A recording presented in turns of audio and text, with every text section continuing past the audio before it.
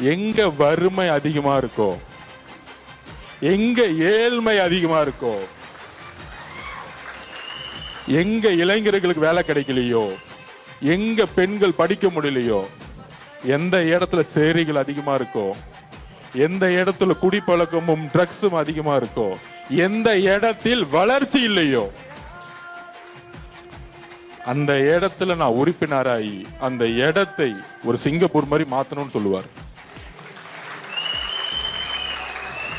அப்ப இந்த சென்னையில அதிகமான வறுமை வட சென்னையில இருக்கு. ஏன் இருக்கு? சென்னைனாலே வட சென்னையில ரவுடிசம் யாரால உருவாக்கப்பட்டது? திமுகனால தன்னுடைய தேர்தல் வேலைகளுக்காக அந்த உருவாக்குனார்கள்.